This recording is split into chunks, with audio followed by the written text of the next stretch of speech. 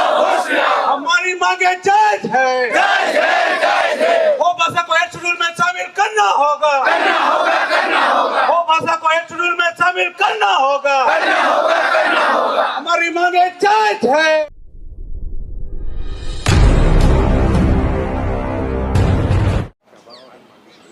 हमारे लिए ये नई डिमांड नहीं है और जितने भी हमारे इस जंतर मंतर कार्यक्रम में उपस्थित हैं, हम 8 शेड्यूल में क्यों डिमांड कर रहे हैं, क्यों हमारे सोसाइटी को ये स्टेटस जरूरत पड़ गया और आज हमारी कैसे ऐसे जरूरत पड़ गई अपने गांव को छोड़ करके देश की राजधानी में हम धरना प्रदर्शन देने आए हैं। साथियों, हम सबको अच्छी तरीके से पता है कि होल लैंग्वेज को 8 शेड्यूल में इंक्लूड कराने का काम किस सरकार को है। आज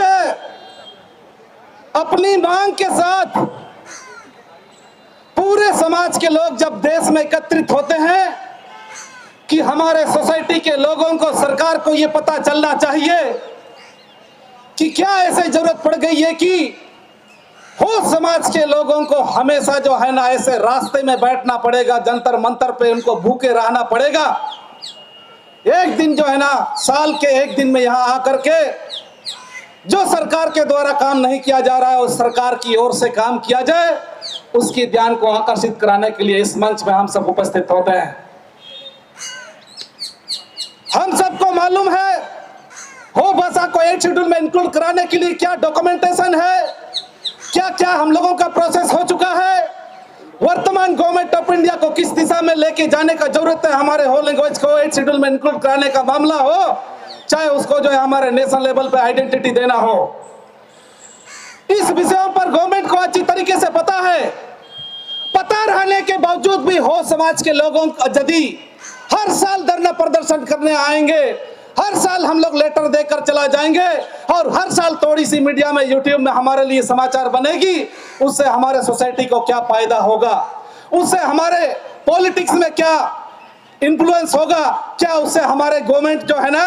किसी प्रकार की उनमें चिंता सतेगी कि हमारी भाषा को 8 शेड्यूल में इंक्लूड कराने के लिए आज के बाद कोई भी सेशन होगा उस सेशन में गवर्नमेंट जो है ना किसी प्रकार का इनिशिएट ले सकती है। लेकिन गवर्नमेंट करे या ना करे, हमको कभी नहीं सोचना है कि जब हम लोग 10 लाख की आबादी में 5 लाख के वोटर्स में किसी एमपी को, किसी एमएलए को हम लोग जो है इलेक्ट करके किसी पार्लियामेंट हाउस में, असेंबली में भेजते हैं, तो इसका मतलब है पूरे एरिया को, पूरे सोसाइटी को रिप्रेजेंट करने के लिए वो जो है इलेक्टेड रिप्रेजेंटेटिव होते हैं। इसी तरह से इस मंच में जितना भी सोशल लीडर्स देख रहे हैं, जमीन में भी बैठे जितने सोशल लीडर्स हैं, ये लोग भी अपने डिस्ट्रिक्ट को, सब डिवीजन को और किसी पॉपुलेशन को रिप्रेजेंट करते हैं। इनके पास भी जो है हमारे सोसाइटी का डिमांड्स को गवर्नमेंट के पास पहुंचाने का एक अच्छा माध्यम है। इसलिए हमारा नंबर ऑफ पार्टिसिपेंट्स इन मास धरना, कितने लोग उपस्थित हैं उस पर हमको चिंता में नहीं जाना है। यदि सरकार हमको नहीं देती है, हर साल आएंगे, भले ही हमारा संख्या चाहे 3 हो चाहे 4 हो। हाउस में बोलने के लिए, असेंबली में बोलने के लिए, राज्यसभा में बोलने के लिए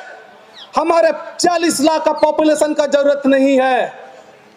46 लाख लोगों का हस्ताक्षर की जरूरत नहीं है। हमने सोसाइटी में सिलेक्ट करके मुद्दा को गवर्नमेंट को दिया है, इलेक्टेड रिप्रेजेंटेटिव को दिया है। जितना भी हमारे नेशनल पॉलिटिकल पार्टियां हैं, स्टेट पॉलिटिकल पार्टियां हैं, इन पॉलिटिकल पार्टियों को हम लोगों ने जिम्मेदारी दिया है कि इस असेंबली के माध्यम से, पार्लियामेंट के माध्यम से हमारे होल लैंग्वेज को 8 शेड्यूल में इंक्लूड कराने के लिए आप लोग प्रोसीडिंग्स बढ़ाइए, डिमांड्स बढ़ाइए, स्ट्रांगली डिमांड कीजिए। इसके लिए हम लोगों ने उन लोगों को जिम्मेदारी दिया है।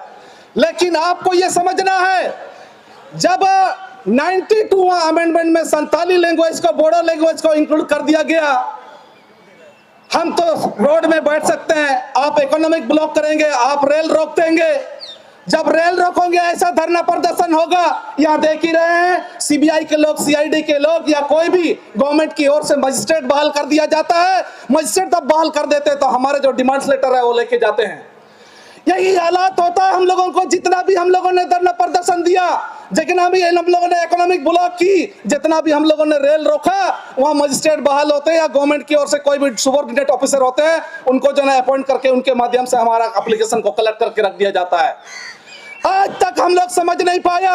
ऑल इंडिया हो लैंग्वेज एक्शन कमेटी को, आदिवासी हो समाज युवा महासभा को, चाहे जितना भी सोशल ऑर्गेनाइजेशन है, गवर्नमेंट की ओर से हम लोगों को यही रिप्लाई मिला। चाहे मेंबर ऑफ पार्लियामेंट में ये वॉइस आई, चाहे असेंबली में ये वॉइस आई, गवर्नमेंट का एक ही रिप्लाई दे रहा है कि 22 लैंग्वेज को इंक्लूड कर दिए हैं, बाकी लैंग्वेज को इंक्लूड कराने के लिए हम चिंतित हैं, इसके लिए हमने कमेटी फॉर्म कर दिया है।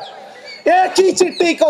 चिट्ठी को बार बार लेटर नंबर और डेट को चेंज करके हमारे सोसाइटी को गवर्नमेंट ऑफ इंडिया दे रही है। इसीलिए आपसे कहते हैं कि कुछ चीजें हम लोगों को दूसरों से भी सीखने की जरूरत है। झारखंड में, वेस्ट बंगाल में और कल को ओडिशा में भी, यहां पर भले ही कोई समुदाय से हो, किसी को दुख ना लगना चाहिए। मातो समुदाय से भी हाल के दिन में जब 10 सितंबर का कोई मेंबर ऑफ पार्लियामेंट से एक सोशल मीडिया में शेयर हुआ कि जब उस समय एमपी चंद्र प्रकाश चौधरी झारखंड से हैं और एक थे ज्योतिर्मय सिंह महतो जो वेस्ट बंगाल से एमपी है, और एक राज्यसभा एमपी है ममता मोहंता जो ओडिशा से है, और इसके साथ में और कोई एक्स एमपी या एक्स एमएलए, इनको अपने कुरमाली और कुड़माली वो शब्द पर जो है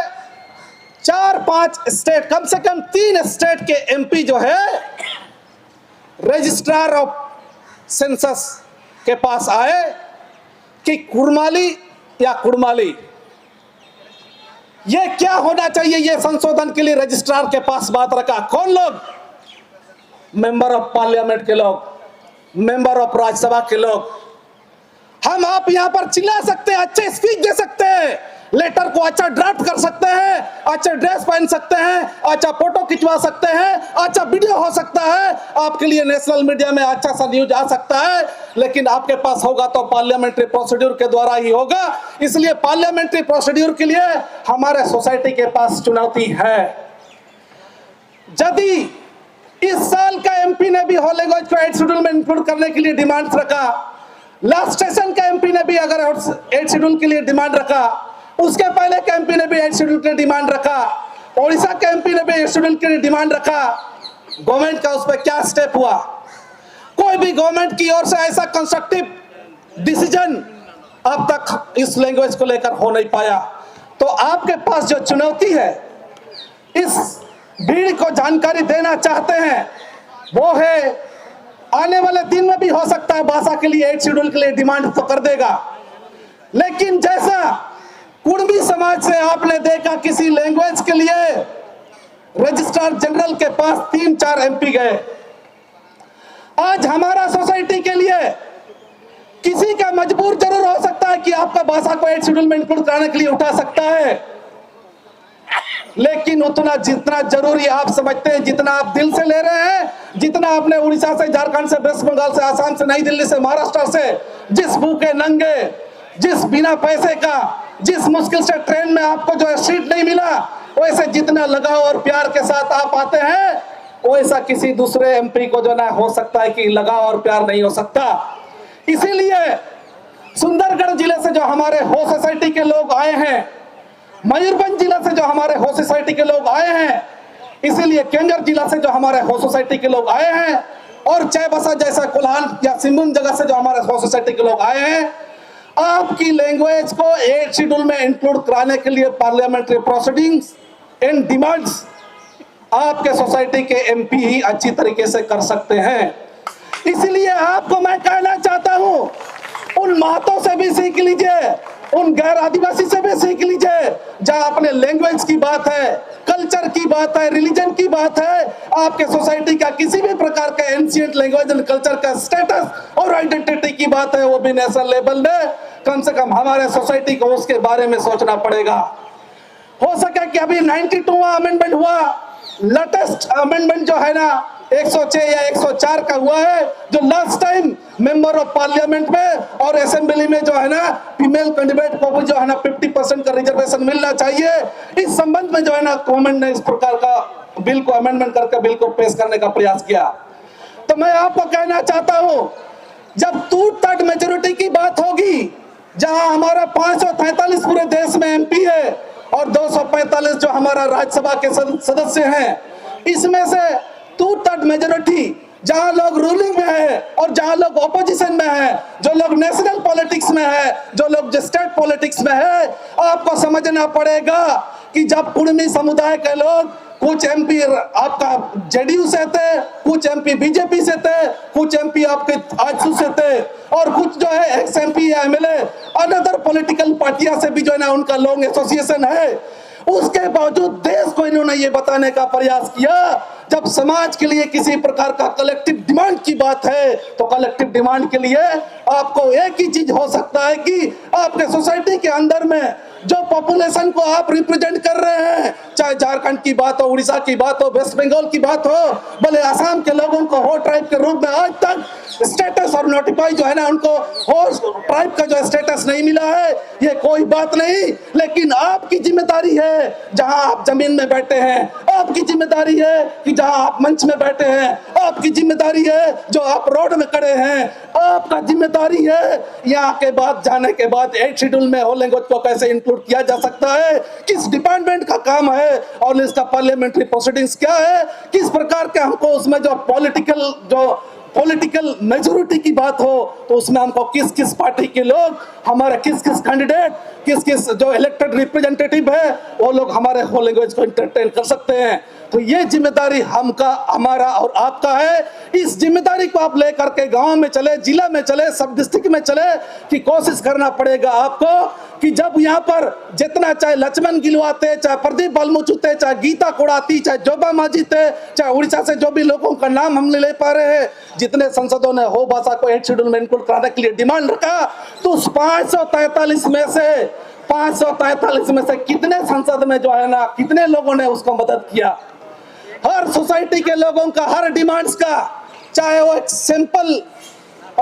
मेजोरिटी की बात हो, इफेक्टिव मेजोरिटी की बात हो, एब्सोल्यूट मेजोरिटी की बात हो, जब स्पेशल मेजोरिटी की बात हो, 2/3 मेजोरिटी मतलब 543 संसद में से अगर 2/3 मेजोरिटी जब तक हमारे सोसाइटी का, हमारे लैंग्वेज का, उस हमारे लैंग्वेज को 8 शेड्यूल में इंक्लूड करने के लिए जब government of India partial amendment bill house में जब प्रोड्यूस करेगी तो 2/3 मेजोरिटी की जरूरत है। 2/3 मेजोरिटी का लगभग 260 से 262 के आसपास का सांसदों का आपको जो है सहयोग, समर्थन की आवश्यकता पड़ेगी। ऐसा बहुमत को पेश करने का जरूरत पड़ सकता है। तो आज हो सोसाइटी को पूरे भारतवर्ष में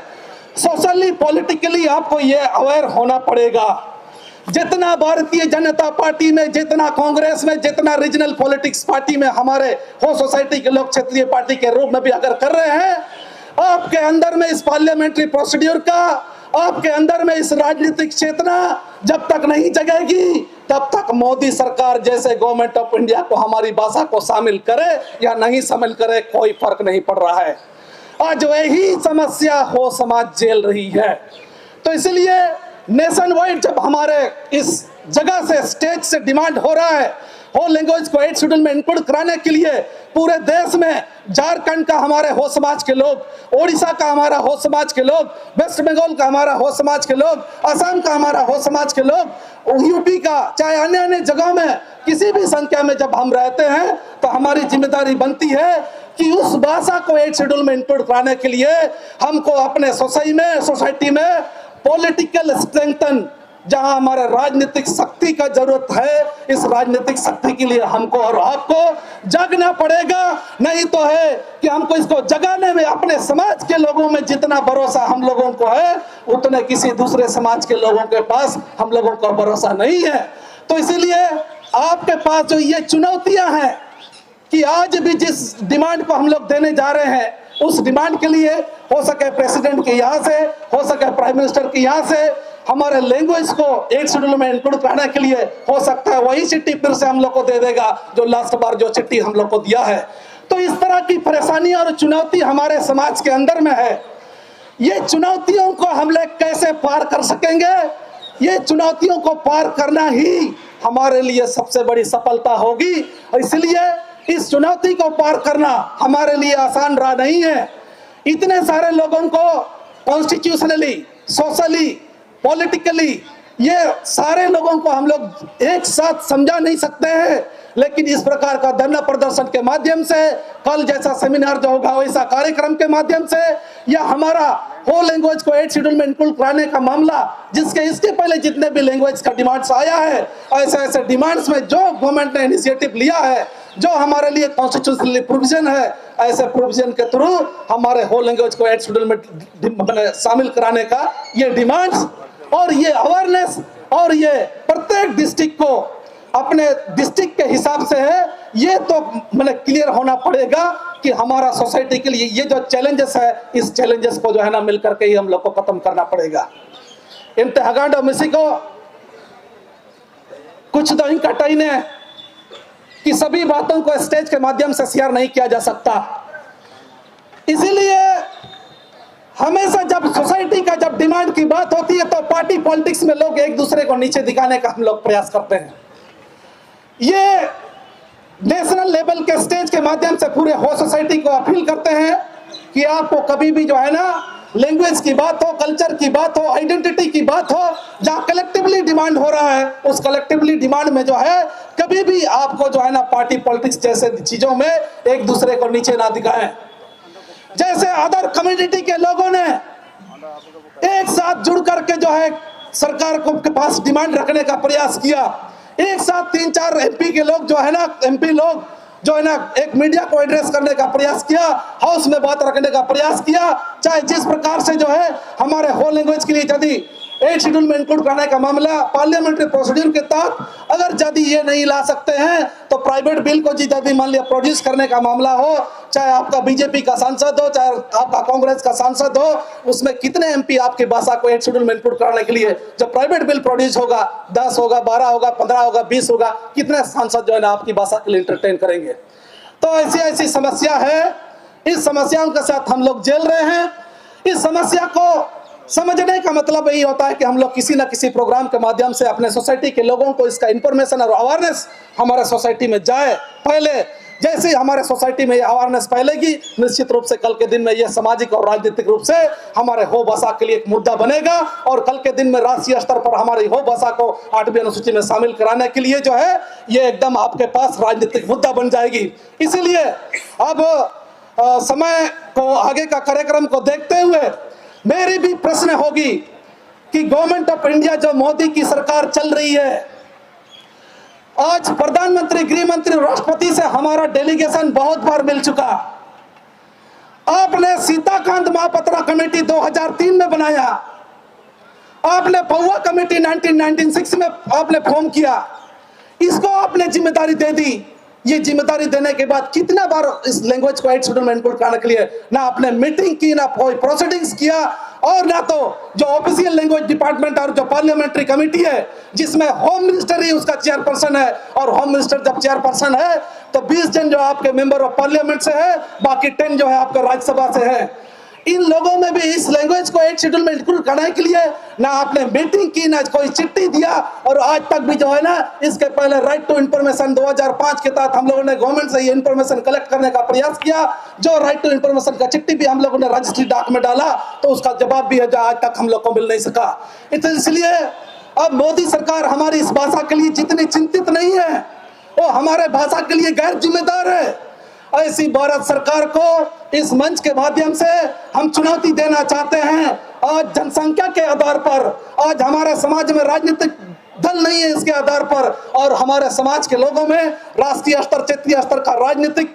जागरूकता जो नहीं आया है, उसके वजह से आप हमको कम आंक रहे हैं। लेकिन किसी भी समाज में लगातार आंदोलन, लगातार संघर्ष और लगातार प्रयास के माध्यम से स्टेट भी मिला है हम लोग को, भाषा भी मान्यताएं मिलते जा रही है, लिपि का विकास हो, धर्म की बात हो, इस सब दिशा में एक ना एक दिन हम लोग जो है ना इस दुनिया में, इस देश में हम लोग एक न एक दिन संगठित होंगे और हमारा समाज संगठित होकर जो हमारी भाषा के लिए आज के दिन में आप रेडी और तैयार नहीं है, कल के दिन में सत्ता से आपको बेदखल करने का प्रयास भी ये समाज जो प्रयास ले सकती है। इसलिए आपसे हमारा अनुरोध होगा कि समय के रहते हमारी भाषा को 8 शेड्यूल में इंक्लूड करने के लिए आप पुनर्विचार करें। और अंत में सभी हगड़ा मिसी को अलिंग पाते पुयूर मनते और आदिवासी हो समाज जो मसला पाते सभी को जोहार।